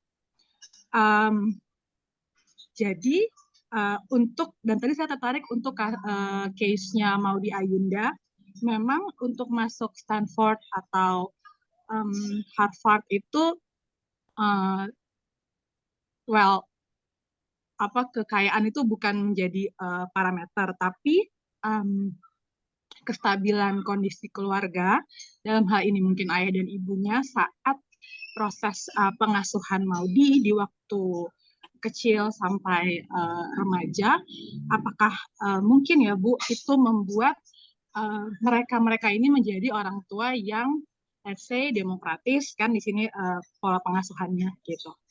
Jadi saya berkesimpulan seperti itu karena ketika kita sudah selesai dengan diri kita, ketika kita sudah bisa berdamai dengan inner child kita, maka kita bisa menjadi orang tua yang yang baik lah buat anak-anak gitu. Itu pertama. Lalu yang kedua, untuk saya juga tertarik kepada permissive parenting style ya Bu ya. Berarti tidak selalu dong ya toxic itu bentuknya adalah abusive gitu ya. Artinya kan kalau permissive itu berarti ya justru dia disayang, bahkan mungkin lebay gitu nyayangnya kan, dimanjakan gitu. Tapi kok at the end of the day muncullah orang-orang seperti tadi misalnya Nauzubillah min dzalik Mario Dandi atau siapapun itu gitu kan. Padahal itu katakanlah orang tuanya stabil secara finansial, secara mungkin pendidikan, mereka juga orang-orang yang berpendidikan gitu. Jadi ada dua kesimpulan yang saya tuh kayak kok kayak bertolak belakang. Sementara di kasus Maudi tadi, oh iya benar nih, orang tua yang sudah selesai dengan dirinya akan memproduksi gitu anak-anak yang seperti Maudi. Tapi kok di Mario Dandi, padahal dia kan sebenarnya oke nih harusnya gitu kan, tapi kok begitu gitu. Balik lagi tadi berarti kan sebetulnya toxic parenting itu tidak harus bentuknya abusive gitu. Ibu setuju nggak dengan apa yang ada di pikiran saya gitu aja. Terima kasih Ibu. Assalamualaikum. Iya, sama-sama. Waalaikumsalam. Betul sekali. Jadi begini ya, kalau misalnya pada kasus Maudi itu, memang dari kita harus sadari ya, mungkin orang tua Ibu Muren itu ya, Ibu Muren dan suaminya dan bapaknya Maudi Ayunda itu, memang dua-duanya justru juga adalah orang yang sehat mental ya. Nah itu nurunnya juga dari kakek nenek. Jadi ya perlu kita sadari ya, bahwa ketika kita menjadi orang tua yang bisa sehat mental ya untuk anak-anak kita, itu nurunnya jauh banget loh, ya kan? Ketika kita sama suami itu sehat, kita nurun ke anak-anak yang sehat. Ketika anak-anak kita sehat, cucu kita juga sehat nih, sehat secara mental, betul kan? Jadi itu amat sangat turun menurun ya. Jadi memang betul sih ya, Maudi Ayunda itu walaupun mungkin beliau mempunyai privilege atau keistimewaan ya, tapi memang dari kecilnya juga pintar sih gitu. Pintar secara akademis dan pintar secara emosional. Karena kedua orang tuanya juga membimbing dan memfasilitasi ya. Jadi dari dulu juga sudah dibiasakan untuk berpikir kritis, terbiasa untuk menyelesaikan suatu masalah. Dari dulunya juga sudah terbiasa untuk asertif mengutarakan pendapat. Jadi anaknya pede gitu ya, acting bisa, nyanyi bisa, akademis oke, ya nggak sih? Kayak subhanallah sekali gitu. Karena memang dari dulu juga ibunya juga nggak pernah banding-bandingin dia sama anak lain. Jadi ketika ibunya nggak pernah banding-bandingin dia sama anak lain, anak jadi lebih percaya diri gitu. Karena dia nggak mesti jadi orang lain gitu. Nah, ketika Mario Dandi ini, kenapa dikatakan toxic parenting? Kita balik lagi ke definisi awal. Toxic parenting definisi awalnya adalah pola asuh yang keliru. Jadi keliru itu memang tidak harus secara verbal, tidak harus secara abusive. Tapi itu pun dikatakan toxic parenting karena itu adalah pola asuh yang keliru. Kita kan keliru ya kalau misalnya membiarkan anak bersikap semaunya. Apa-apapun dikasih, mau nonjok orang pun nggak apa-apa, mau ngelakuin kekerasan pun nggak apa-apa. Itu berarti kita keliru kan, karena kita terlalu melepaskan kontrol kepada anak. Jadi gitu, mungkin dua-duanya juga orang tua, Ibu Muren dan orang tuanya Mario Dandi ini, mungkin sama-sama memberikan kasih sayang, betul nggak? Sama-sama memberikan memberikan apa yang anak inginkan atau memenuhi kebutuhan semua anak-anaknya. Tapi perbedaannya adalah Ibu Muren mungkin menerapkan aturan. Ibu Muren menerapkan aturan di mana oke, kamu boleh nih gitu ya bersosialisasi, kamu boleh acting, kamu boleh nyanyi, tapi kamu nggak boleh lupa sama belajar kamu. Betul nggak? Ya, Ibu betul. Muren mungkin seperti itu ya. Tapi kalau misalnya mungkin Mario Dandi tidak seperti itu orang tuanya gitu. Mario Dandi mungkin apa-apa dikasih aja, mau mobil dikasih, mau barang mewah dikasih, fasilitas apapun dikasih, tapi orang tuanya tidak menerapkan aturan. Mungkin itu bedanya ya. Jadi mungkin orang tuanya Mario Dandi tidak punya aturan, tapi kalau misalnya Ibu Muren mempunyai aturan yang jelas. Misalnya contohnya Maudi Ayunda boleh acting, boleh nyanyi, tapi nggak boleh lupa sama belajar. Apapun harus bertanggung jawab, apapun harus bisa asertif mengutarakan pendapat, apapun harus dibiasakan untuk berdiskusi. Tapi mungkin kalau Mario Dandi tidak, gitu. Jadi bedanya ya, dua-duanya sama memberikan kasih sayang nih, tapi efek dan output anaknya dua-duanya sangat beda ya. Iya, berarti kuncinya dikontrol ya Ibu ya. Betul, kita juga harus punya aturan kepada anak, kita juga harus tegas sama anak. Jangan, misalnya kita jangan gampang ya luluh sama nangisnya anak gitu. Anak mau nonton 5 jam kita biarin, jangan. Mau anak teriak-teriak, mau anak kayak gimana juga, sayang itu tidak harus membiarkan dan memenuhi segala keinginannya. Tapi sayang itu adalah kita juga memberi kontrol yang baik sebagai orang tua, gitu ya. Jadi terima kasih banyak Ibu. Ya. Iya, oke. Ya, semoga menjawab ya Ibu. Ya, terima kasih banyak Ibu. Baik, terima kasih Ibu Cindy atas pertanyaannya. Di sini satu lagi di kolom komentar, aku bacakan dari Ibu Elisa Jafar, bagaimana cara menangani anak yang cenderung tertutup. Nah, bagaimana ini Ibu Citias? Oke, mungkin di sini tertutupnya Saya harus tahu usianya dulu berapa nih, Bu. Ada ibunya di sini nggak? Ada dong ya pasti. Ada ibu dari anak siapa yang lagi? Ibu dari siswa mana ini kalau boleh tahu nih, Ibu Elisa Jafar? Ya, mungkin bisa open mic, Ibu. Tidak apa.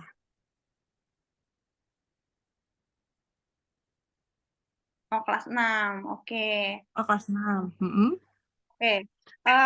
Apakah memang dari dulunya anak itu, karena gini ya, karena mungkin dari dulu anak itu nggak mungkin tertutup. Anak itu pasti pas kecilnya itu nggak mungkin pendiam gitu loh. Jadi anak itu pasti sewajarnya anak kecil, pasti dari dulunya juga mungkin anak yang bawel, bukan bawel ya, tapi mungkin anak yang polos, sering menanyakan pertanyaan, sering ingin tahu. Jadi pasti ada penyebabnya mengapa anak tersebut tertutup. Apakah mungkin kita kurang perhatian, ataukah mungkin kita kurang memberikan, kurang komunikasi, atau misalnya anaknya cenderung pendiam. Pendiamnya tuh karena apa? Kita juga harus kontrol di sekolahnya dia gimana sama teman-temannya. Apakah memang anaknya pendiam? Apakah kita kurang menanyakan gimana perasaannya hari ini? Atau apa yang dirasain? Karena sebetulnya memang pada dasarnya anak itu nggak mungkin tiba-tiba tertutup. Karena pasti dari awalnya mungkin ada, nggak apa-apa, tapi maksudnya mungkin kita sadari, mungkin kita kurang komunikasi sama anak atau gimana, anaknya jadi tertutup gitu. Jadi awalnya nggak mungkin bisa langsung tertutup gitu, Ibu. Jadi tapi kalau misalnya sekarang udah keburu anaknya pendiam atau tertutup sama kita mulai sering kali berkomunikasi sama anak. Jadi apapun sering ditanyain, kitanya yang lebih bawel. Jadi apapun ditanyain kayak, kakak mau ini enggak, kakak mau itu enggak, tadi di sekolah kayak gimana, coba ceritain dong teman-teman kakak orangnya kayak gimana. Itu juga salah satu cara untuk mencegah bullying ya ibu-ibu. Karena, aduh saya juga ngeri sih sama kasus bullying sekarang ini marak banget ya. Jadi kita pun harus tahu aktivitas anak-anak kita di sekolah gimana. Kenapa dia bisa tertutup? Misalnya, kenapa dia tiba-tiba jadi pendiam? Jadi pokoknya kita harus pastiin tiap hari kita tahu aktivitas dia kayak gimana. Kita pastiin kita adalah orang yang paling tahu anak kita kayak gimana gitu. Jadi kalau misalnya sekarang anaknya memang sudah terlanjur tertutup, kitanya sekarang yang lebih bawel sama anak-anak. Jadi kita bawelnya tuh tapi bukan bawel ngoceh gitu ya, tapi kita lebih aktif nanyain anak-anak aktivitasnya kayak gimana. Atau misalnya kalau anaknya tertutup sama kita ajakin sesuatu yang memang dia suka misalnya. Misalnya anaknya cowok suka main basket misalnya. Ayo kita main basket yuk minggu ini, atau kita jalan-jalan ke taman yuk, main badminton, misalnya anaknya cowoknya sukanya itu. Atau misalnya anaknya cewek sukanya main di playground, atau sukanya kemana gitu ya, beli es krim atau jajan, pokoknya lebih sering bonding sama anak, karena udah pasti anak itu nggak tiba-tiba tertutup ya. Jadi mungkin ada faktor yang sifatnya akumulasi gitu ya, karena tiba-tiba jadi tertutup itu harusnya nggak kayak gitu. Jadi kalau misalnya anaknya udah terlanjur tertutup, kita yang harus lebih asertif lagi gitu. Jadi lebih bonding lagi ya sama anak, jadi lebih menghabiskan banyak waktu gitu sama anak supaya dia mau terbuka sama kita. Kita juga harus aware nih, bentar lagi anak kita teenager, bentar lagi remaja, dimana kalau kita nggak perbaiki sekarang, takutnya nanti pas dia remaja, dia lebih tertutup lagi sama kita. Kita kan pengen tahu juga ya, maksudnya kehidupan dia pas remaja, bagaimana kita pastikan dia itu menjadi anak yang baik-baik saja di sekolah maupun di rumah. Anak punya privasi nanti remaja wajar, nggak apa-apa gitu ya. Tapi setidaknya kita adalah orang yang aman untuk anak kita, bercerita gitu ya. Jadi pastikan kita adalah orang tua yang membuat anak nyaman dan aman. Oh, kalau ada apa-apa aku ada ibu kok. Kalau misalnya aku pengen curhat, aku punya ibu, aku punya ayah gitu. Jadi ya sebelum masuk, bentar lagi kan anaknya mau SMP nih ya. Berarti kita pastiin dia dekat sama kita gitu. Gitu Ibu, semoga menjawab ya. Terima kasih atas pertanyaannya Ibu Elisa. Dan mungkin Bu Sitias, aku juga mau nanya nih, mewakili guru-guru juga ya. Boleh. Jadi bagaimana nih peran kita sebagai guru dan staf ya, sebagai notabene pendidik di sekolah, menyikapi anak-anak yang sudah terpengaruh toxic parenting. Kan pasti kan dengan keterbatasan waktu kita di sekolah gitu kan, dan tentunya kan kita nggak banyak bertemu dengan mereka ketimbang orang tuanya mereka di rumah seperti itu. Jadi gimana sih cara kita menyikapinya gitu? Itu aja sih. Oke, jadi mungkin saya juga kurang tahu bagaimana regulasi di sekolah ya. Tapi saran saya adalah membuat konseling rutin dengan orang tua sih. Karena di sini kan sebagai guru dan staf harus satu visi misi dengan orang tua ya. Kita semua harus mempunyai cara yang sinergi untuk membesarkan anak-anak kita ya. Karena anak-anak kan lebih sering di sekolah, tapi di rumah juga sering. Jangan sampai mungkin di sekolah pendidikannya udah bagus, tapi di rumah orang tuanya seperti itu.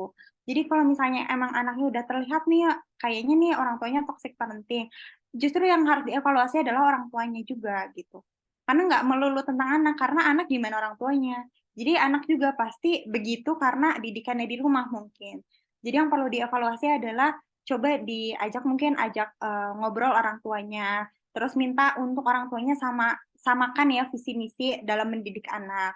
Misalnya mungkin di rumah sering dimarahi, ya mungkin kita juga lebih menghimbau untuk tidak seperti itu sama anak, karena kita juga mungkin lebih edukasi orang tuanya, kayak sekarang bullying marak banget, atau misalnya sekarang anak-anak itu harus lebih dijaga karena banyak terpengaruh media sosial atau apa gitu ya.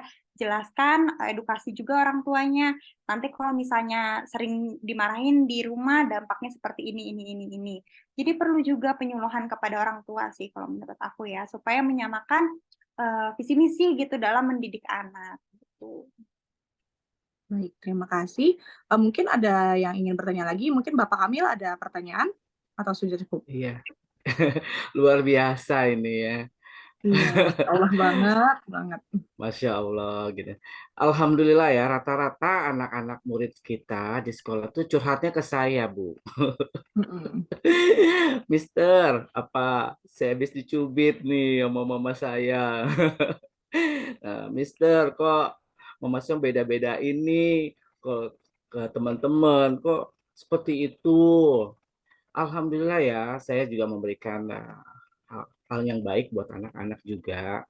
Ya, semoga sih apa yang saya berikan penjelasan-penjelasan ke anak-anak tidak menyalahkan ke orang tua, ya gitu dulu ya nggak ingin menyalahkan ke orang tua, pasti orang tua pengen sesuatu anaknya lebih baik ya gitu dari yang sekarang gitu, tapi ya saya harus memberikan hal-hal yang positif buat ke anak-anak gitu, bahwa apa yang dilakukan orang tua pasti ada hal yang baiknya gitu buat kalian, ada yang baik buat kalian, didikan-didikan yang baik kamu ambil, saya bilang gitu. Karena apa, orang tua pasti capek, pasti lelah ya. Kamu harus maklumin mama, ayah, bunda di rumah, saya bilang gitu. Ya, mungkin itu saja sih yang saya bisa memberikan motivasi ke anak-anak ya gitu. Ya, yang lebih detail sih kalau misalkan ketemu saya langsung meluk saya, Mister gitu. Kayaknya ada rasa apa ya?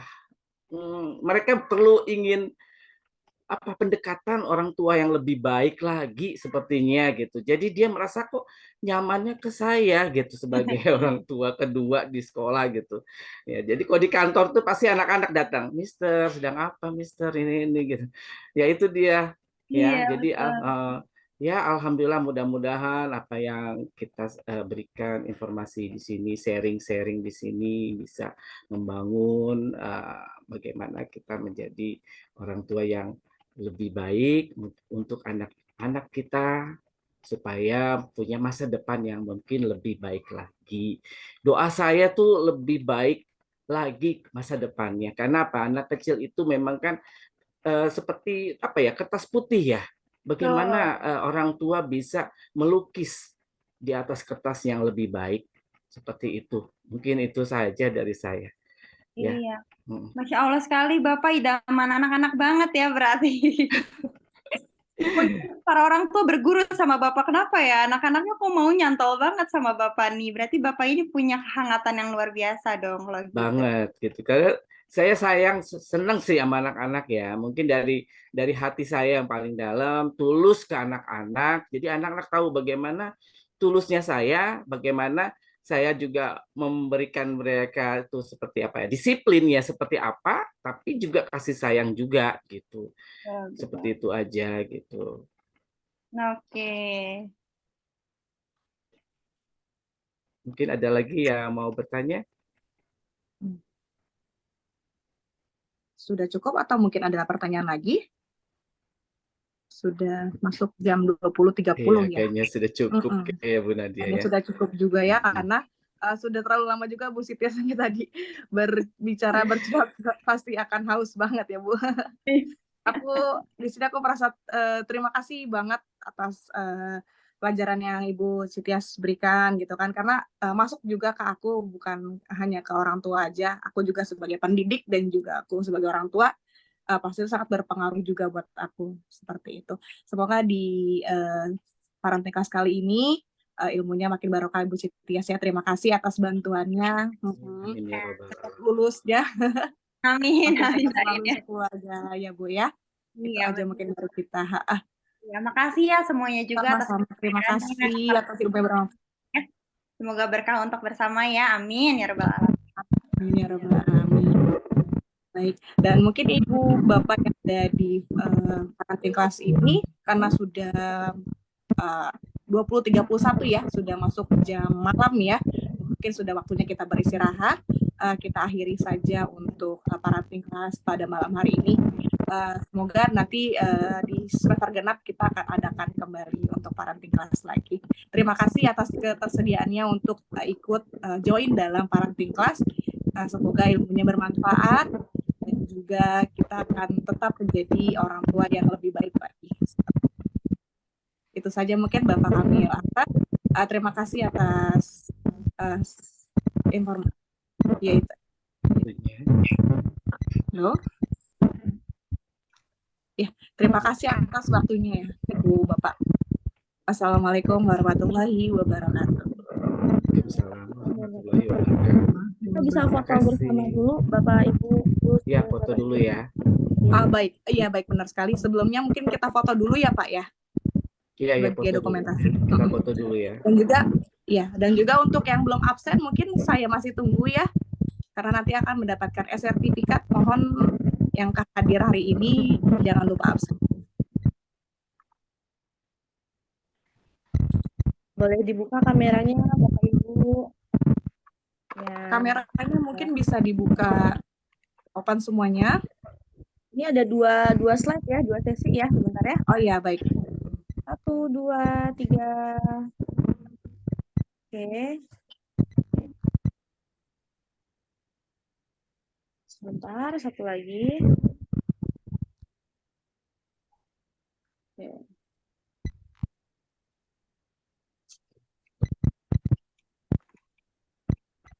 Ya, sesi selanjutnya. 1, 2, 3. Oke, terima kasih. Sudah. Sudah bisa diakhiri, Pak Ida? Iya. Baik. Terima kasih Bapak Ibu, selamat beristirahat, selamat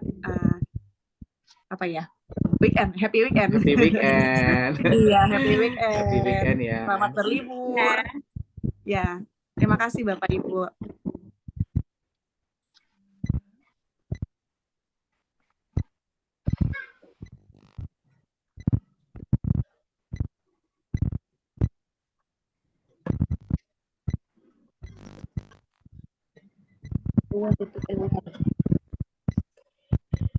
Iya,